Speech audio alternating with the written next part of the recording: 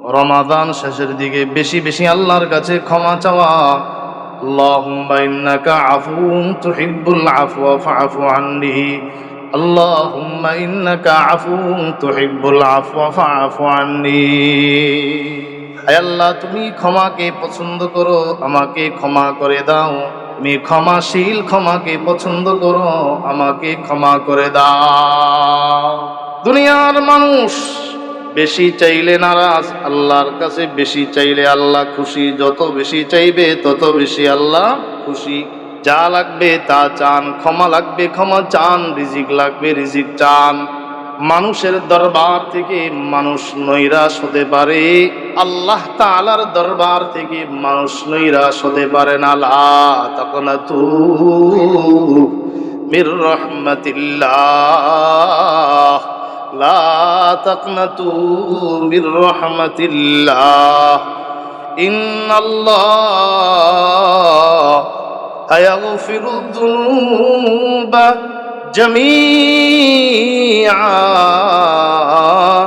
ইন্নাহু হুয়াল গফুরুর রহিম।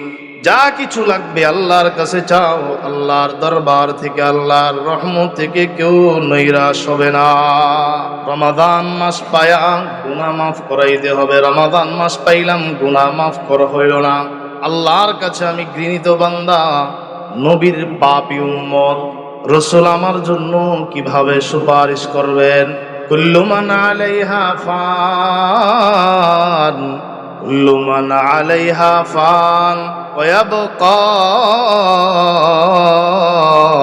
ওয়াজহু রাব্বিকা যুল জালালি ওয়াল ইকরাম। জমিনের উপরে যা কিছু আছে সব ধ্বংস হয়ে যাবে, চূর্ণ বিচূর্ণ হয়ে যাবে।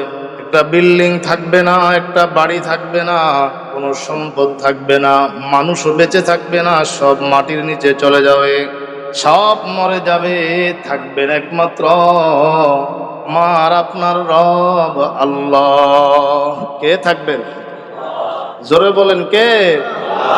ওয়ায়াবকা ওয়াজহু রাব্বিকা যুল জালালি ওয়াল ইকরাম। আল্লাহ থাকবেন। দুনিয়ার জমিনে যেই নেক আমলগুলো আসমানে উঠেছে, কবুল হয়েছে, সুবহানাল্লাহ ওয়ালহামদুলিল্লাহ লা ইলাহা ইল্লাল্লাহ আল্লাহু আকবার।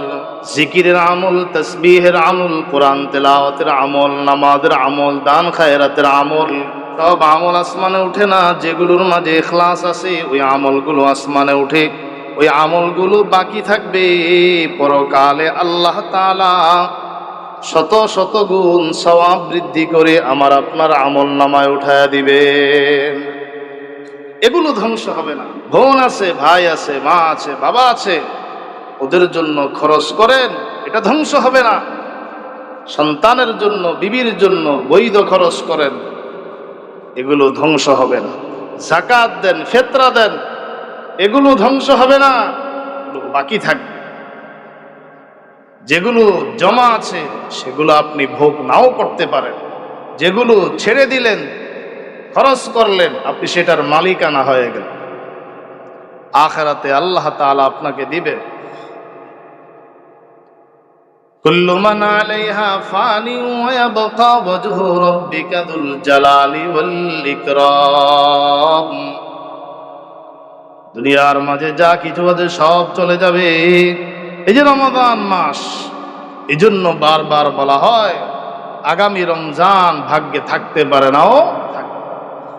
ঈদের আনন্দ সবার ভাগ্যে নাও থাকতে পারে। আল্লাহর খাজানায় কোনো জিনিসের অভাব নাই। আল্লাহর কাছে চাই, আল্লাহর কাছে চাই,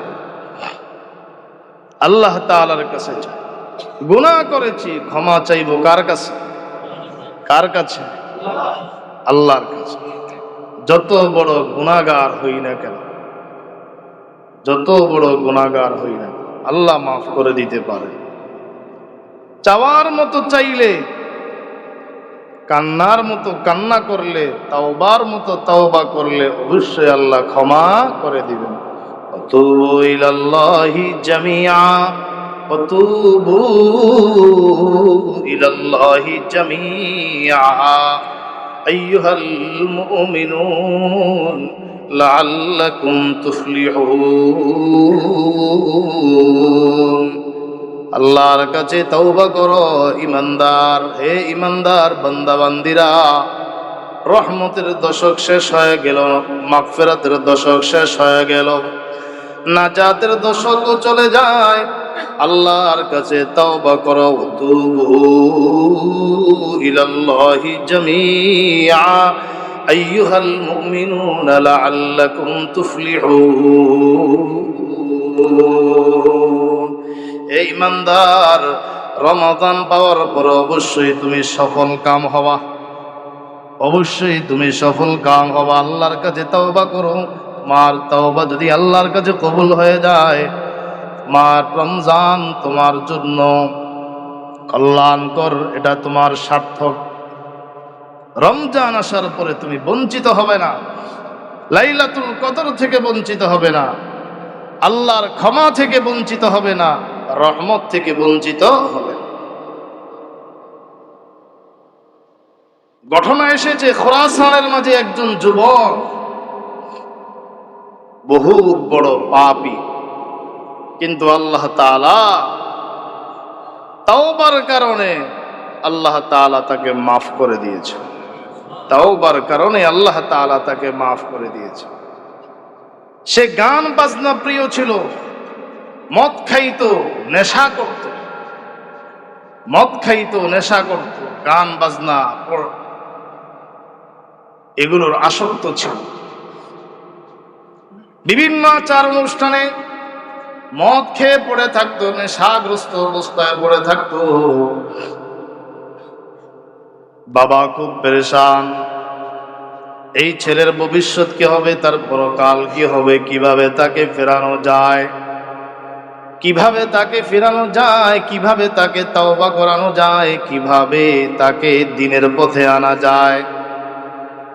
সকল চেষ্টা প্রচেষ্টা কান্নাকাটি ব্যর্থ হয়ে গেল। সে আপনা হালতে লিপ্ত। একদিন গানের আসর, মদের আসর, সব কিছু প্রস্তুত। ওই আল্লাহর বান্দা যুবক গান শুনবে, নাচবে, মদ খাবে, কিন্তু হঠাৎ ক্লান্ত, তার চোখে জিমানি চলে আসলো, ঘুম তার উপরে চেপে বসলো, ওখানে ঘুমায়া পড়লো। ঘুমের মাঝে স্বপ্ন দেখে বিশাল বড় সুন্দর একটা বাগান। ওই বাগানের দৃশ্যটা খুবই চমৎকার, বাগানের দৃশ্যটা খুবই চমৎকার। বাগানের মাঝে সুন্দর সুন্দর গাছ দেখা যায়, গাছের মাঝে সুন্দর সুন্দর চড়ুই পাখি। একটা চড়ুই পাখি মিষ্টি সুরে বলতেছে, আলাম ইয়ানি লিল্লাযীনা আমানু আন তাখশা কুলুবুহুম লিযিকরিল্লাহি ওয়া মা নাযালা মিনাল হক। কোরআনের আয়াত পাখির জবান থেকে বের হচ্ছে, চড়ুই পাখির জবান থেকে। যারা ঈমান এনেছো, আল্লাহর জন্য কি তাদের অন্তর এখনো নরম হয় নাই? আলাম ইয়ানি লিল্লাযীনা আমানু আন তাখশা কুলুবুহুম লিযিকরিল্লাহ। আল্লাহকে স্মরণ করার জন্য এখনো কি অন্তর নরম হওয়ার সময় হয় নাই? আর কতকাল তুমি গাফেল থাকবে? স্বপ্নের মাঝে দেখতেছি হঠাৎ করে তার ঘুম ভেঙে গেল, লোকটা জাগ্রত হয়ে গেল। আল্লাহ তার দিলের হালাত পরিবর্তন করে দিয়েছেন। যত বাদ্যযন্ত্র ছিল সবগুলো ভেঙ্গে চূর্ণ বিচূর্ণ করে দিল, মদের বোতলগুলো ভেঙ্গে তছনছ করে দিল। আল্লাহু আকবার। খাঁটি দিলে তওবা করলো, আল্লাহ তাআলা তার পিছনের জিন্দেগীর সব গুনাহ মাফ করে তাকে ওলি বানায় দিলেন। আত-তাইবু মিনাদ দামবি কামাল্লা দামবালা। গুনাহ থেকে বান্দা তাওবা করবে। আল্লাহর রাসূল বলেন, তাওবা যদি আল্লাহর কাছে পছন্দের হয়, তবে ওই বান্দা ওই ব্যক্তির মতো হয়ে যায় যার জিন্দেগিতে কোনো গুনাহ নাই। وقال رسول الله صلى الله عليه وسلم التائب حبيب الله। গুনাহ থেকে যারা তওবা করবে তারা আল্লাহর বন্ধু, তারা আল্লাহর বন্ধু। গুনাহ থেকে যারা তওবা করবে তারা আল্লাহর বন্ধু। তাওবা মানে এমন নয় আল্লাহ মাফ করে দাও, আল্লাহ মাফ করে দাও।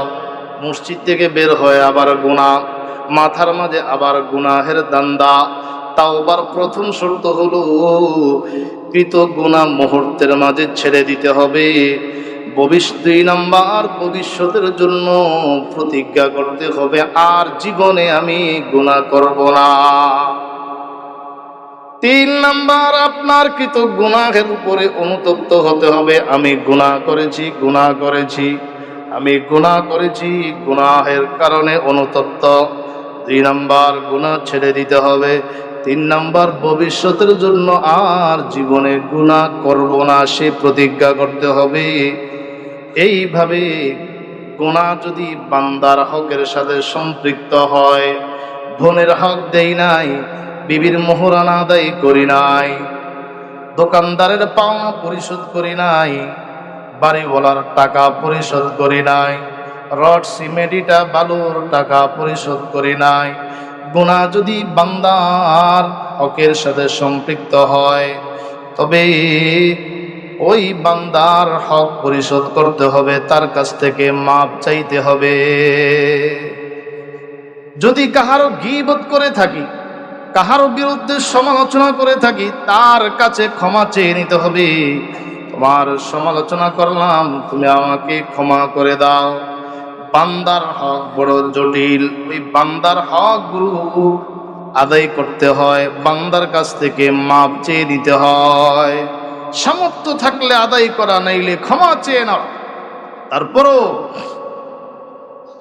বড়ত্ব অহংকারের ভাব নিয়ে থাকা ঠিক না। একটা ছোট্ট দুর্ঘটনা আপনার জিন্দেগি মুহূর্তের মাঝে শেষ করে দিতে পারে, আপনার সোনার পরিকল্পনা মুহূর্তের মাঝে তছনছ করে দিতে পারে। এজন্য টাকাওয়ালা, পয়সাওয়ালা, কোটিপতি, আল্লাহ যাদেরকে কবুল করেন, কোটি কোটি টাকার মালিক, অকাতারে দান খায়রাত করেন, কোনো শর্ত নেই। ঘোষণা উদ্দেশ্য নয়, মানুষকে দেখানো উদ্দেশ্য নয়।